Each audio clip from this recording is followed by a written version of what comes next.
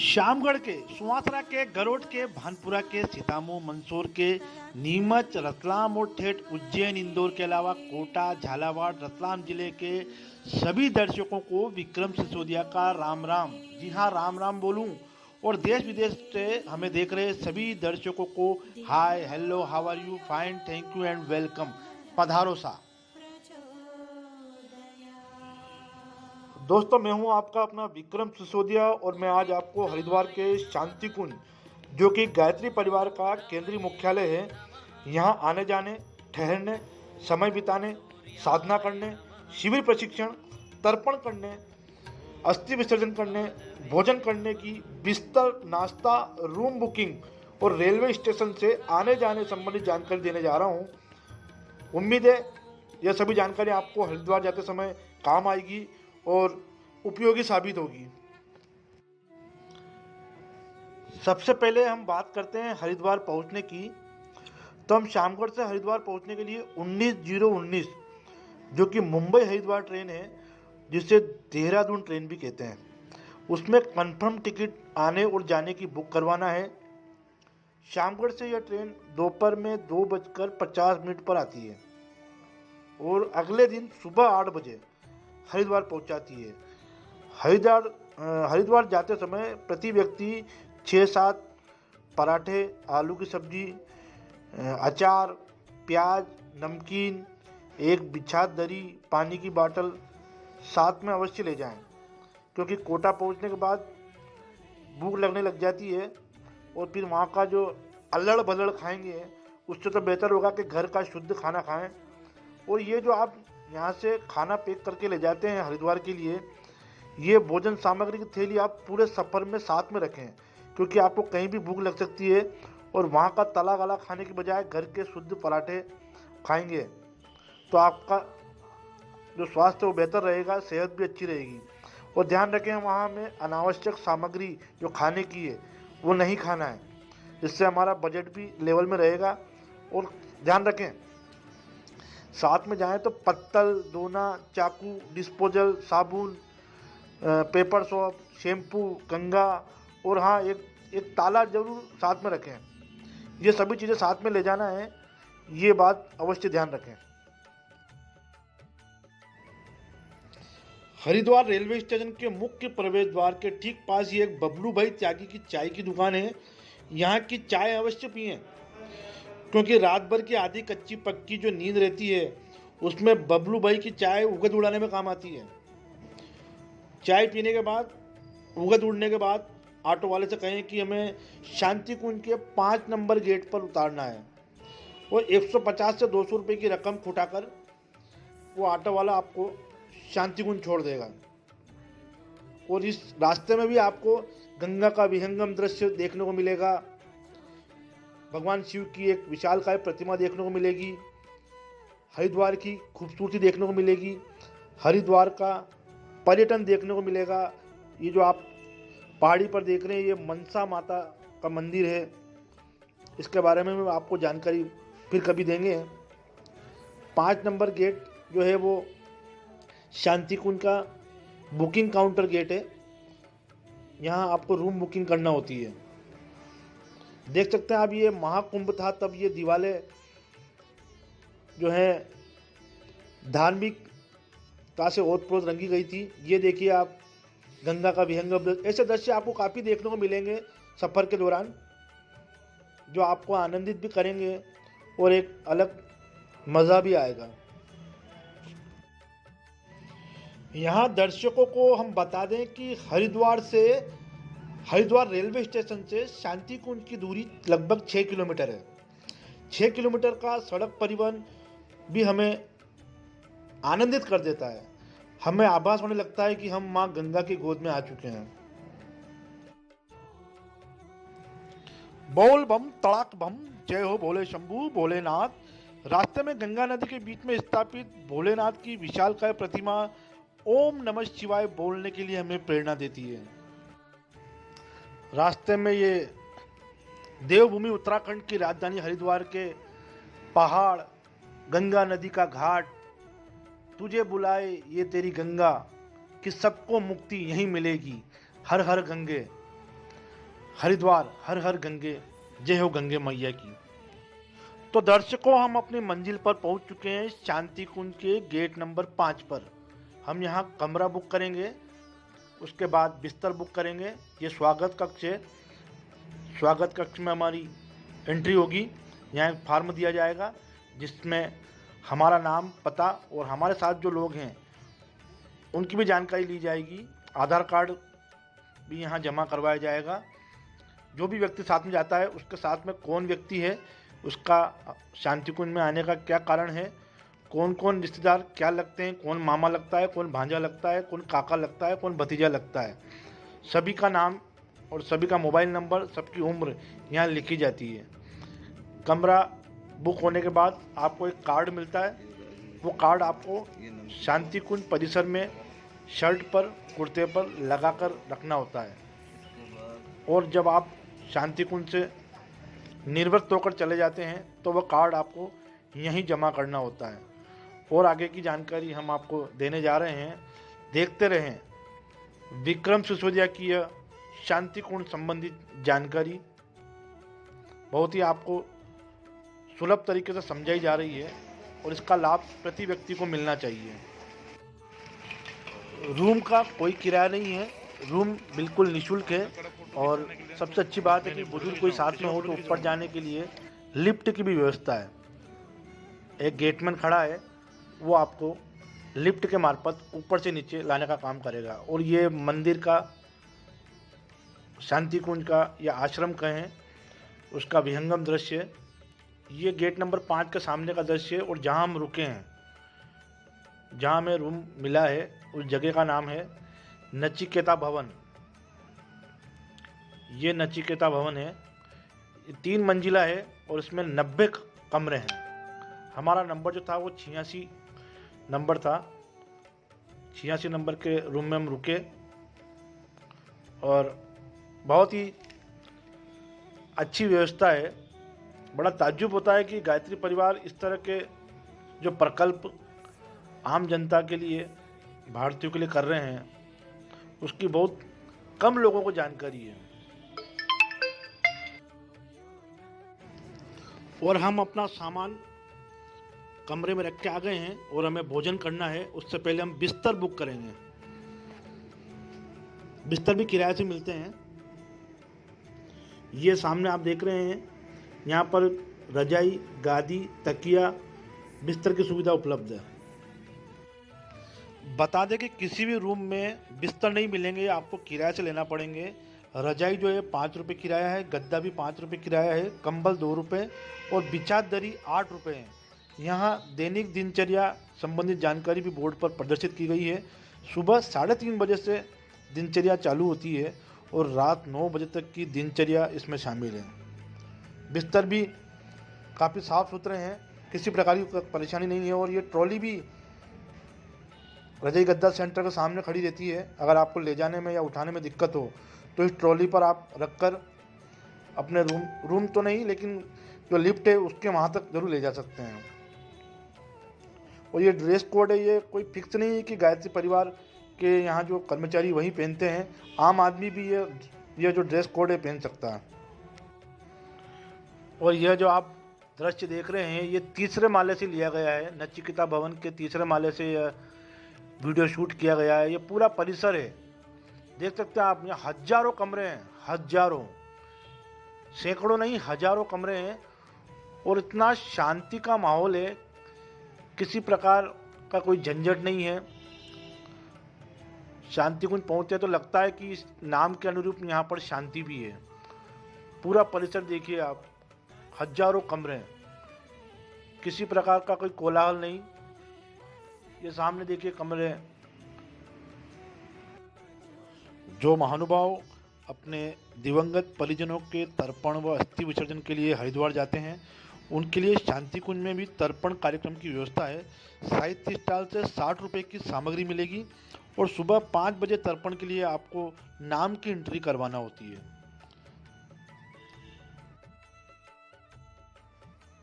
अब आपको भोजनालय से भी रूबरू करवा देते हैं। शांति कुंज में जो भोजनालय है ये निःशुल्क है। बर्तन आपको हाथ से लेना है, इन्हें धोना है, उसके बाद भोजन करना है। जूते चप्पल आपको बाहर ही उतार देना है। यहाँ पर जूते चप्पल का स्टैंड भी है। उसके बाद भोजनालय में एंट्री होती है। भोजन से पहले आपको बर्तन धोना है और फिर भोजन करने के लिए बैठना है। हमें तो यहाँ इतना अच्छा लगा कि हमने खुद ने यहाँ परोसगारी की और दान राशि में जो हमें लगा वो राशि भी डाली है।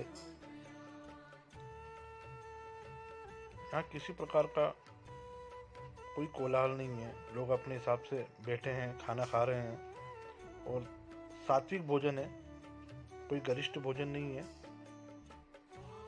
चावल है, रोटी है, दाल है, खिचड़ी है और सबसे अच्छी बात यह है कि छाछ का भी यहाँ हमें स्वाद चखने को मिलता है। चाहे जितना भोजन आप ले सकते हैं, लेकिन आपको झूठा नहीं छोड़ना है, इस बात का विशेष ध्यान रखें।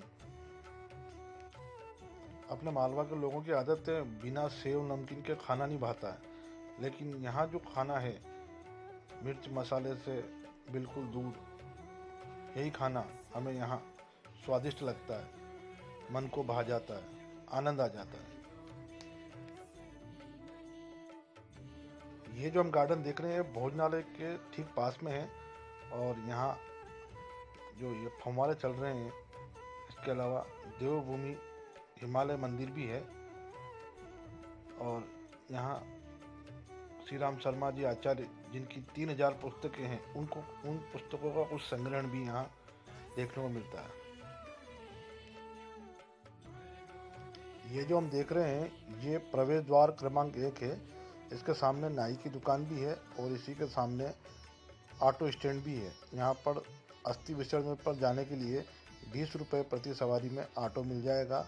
इसके अलावा नाई की दुकान पर 50 रुपये में मुंडन हो जाएगा, गंजी हो जाएगी और 20 रुपये में दाढ़ी हो जाएगी। 70 रुपये में आपको गंजी और दाढ़ी दोनों हो जाएगी। उसके बाद 20 रुपये में ऑटो करके प्रति सवारी आपको ठोकर क्रमांक 5 पर जाना है। ठोकर जो है वो घाट को कहा जाता है। घाट नंबर 5 पर आपको अस्थि विसर्जन के लिए जाना है और वहाँ से अस्थि विसर्जन करने के पश्चात हम आपको बताएंगे कि खाली समय में आप क्या कर सकते हैं। वहाँ ठोकर क्रमांक 5 पर पंडित मिलेंगे। 100-200 रुपये के सहयोग के बाद वे आपका जो अस्थि विसर्जन का कार्यक्रम है उसमें मंत्रोच्चार के माध्यम से सहयोग करेंगे।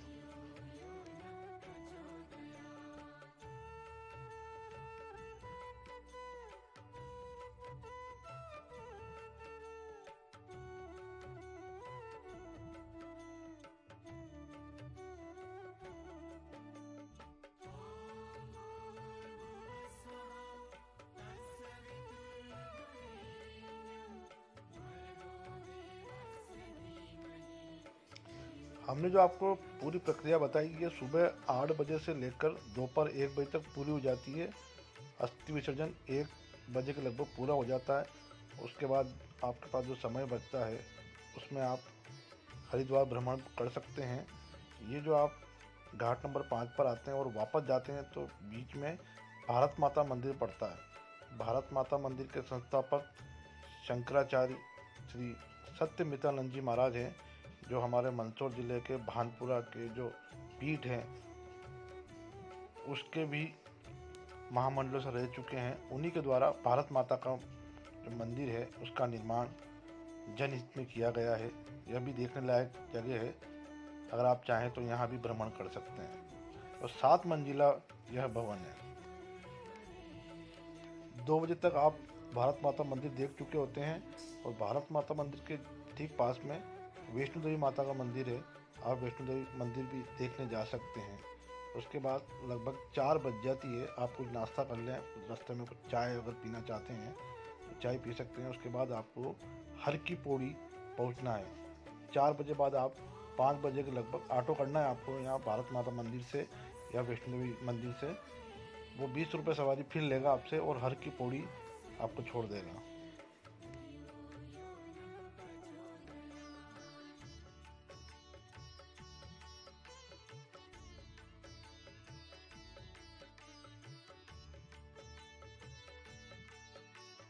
ये हर की पौड़ी हरिद्वार में हम पहुंच चुके हैं।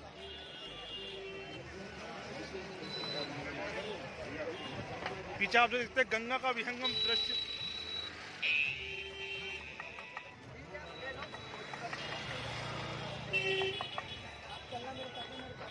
लोके देवदृष्टावतारां पदवलीं शरणोऽहं प्रपद्ये अलक्ष्मीर्मेण सदां आदित्यवर्णे तपसो दिनातो वनस्पतिस्था वृक्षादविलवः तस्य बलानि तपसा ददन्तो मायान्तरायास्य माया लक्ष्मी वैतमामदेव सखा कीर्तिश्चामणिना सह प्रादुर्भूत कीर्तिं वृद्धिं ददातु मे चक्षुर्मासावदां देशमलक्ष्मीं बभूदेव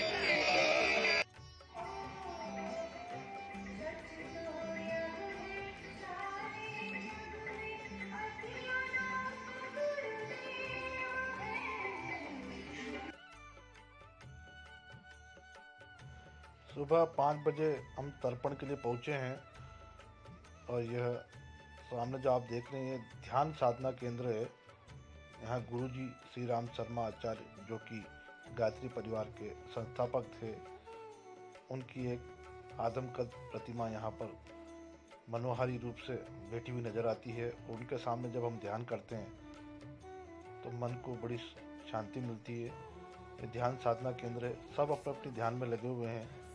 सुबह 5 बजे का समय है। ओम भूर्भुवस्वः तत्सवितुर्वरेण्यं भर्गो देवस्य धीमहि धियो यो नः प्रचोदयात् की मनोकामना के साथ, उच्चारण के साथ सभी लोग अपने अपने हिसाब से ध्यान में बैठे हुए हैं। और यह तर्पण के लिए विश्वामित्र टीन शेड होता है, यहाँ तर्पण होता है। एक व्यक्ति ही यहाँ तर्पण के लिए बैठ सकता है। सभी को बर्तन दिए जाते हैं, धोकर अपने यथा स्थान पर बैठना है। और तर्पण का जो कार्यक्रम है वह 5:30 बजे के लगभग प्रारंभ हो जाता है, जो लगभग सुबह 8 बजे तक चलता है। और गायत्री परिवार के सभी साथी इस कार्यक्रम में सहयोग प्रदान करते हैं। दूर दराज से आए लोग अपने परिवार में दिवंगतों के तर्पण हेतु यहाँ स्थान ग्रहण करते हैं। यहाँ दीक्षा भी दी जाती है। यह दीक्षा के लिए हाल है। जो भी गायत्री परिवार में दीक्षा लेना चाहता है वो यहाँ पर बैठ सकता है, वो दीक्षा ग्रहण कर सकता है। यह विश्वामित्र टीन शेड, यहाँ पर तर्पण का कार्यक्रम होगा। यहाँ बोर्ड पर जो बात लिखी हुई है उसका अक्षरशः पालन करना चाहिए।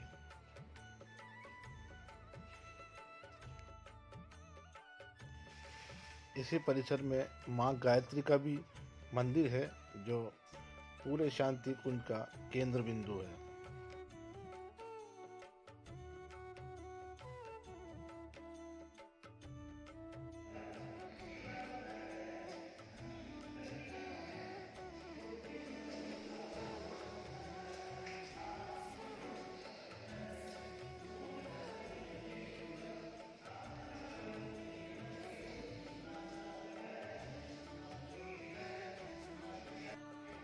दर्शकों, अब जो हम आपको दिखाने जा रहे हैं वह गायत्री परिवार के संस्थापक श्री राम शर्मा आचार्य जी का निजी कक्ष है।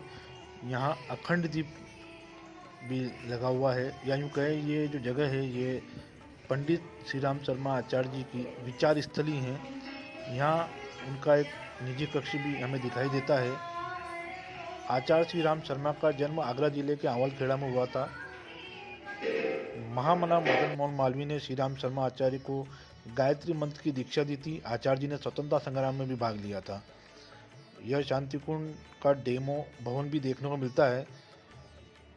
श्री राम शर्मा जो आप हमारे शांतिकुंज के आचार्य जी हैं, आचार्य जी रहे हैं। आप सैनिक समाचार पत्र के कार्यवाहक संपादक भी रहे। अखंड ज्योति जो पहले एक पत्रिका आती थी वह भी श्री राम शर्मा आचार्य जी ने ही शुरू की थी। 1945 में जेल प्रवास के दौरान आचार्य जी के तीनों पुत्रों का निधन हो गया था, मात्र एक पुत्री उनके अब फिलहाल है। और 1971 में आचार्य जी ने हरिद्वार को अपनी कर्म भूमि बनाया था। 1990 में आपका निधन हो गया। शांति कुंज संचालन आज गुरु जी के दामाद प्रणव पंड्या के हाथों में है। मित्रों, सुबह 9:30 बजे आप शांति कुंज में भोजन शुरू हो जाता है। भोजनालय में जाकर भोजन करें और वापस आप हर की पौड़ी निकल जाएं, वहाँ पर जाएंगे। और उसके बाद आप 1:30 बजे आपकी ट्रेन होती है, वो हरिद्वार से आपको अगले दिन सुबह 6 बजे शामगढ़ छोड़ती है। यह जानकारी आपको कैसी लगी? अच्छी लगी हो तो लाइक करें।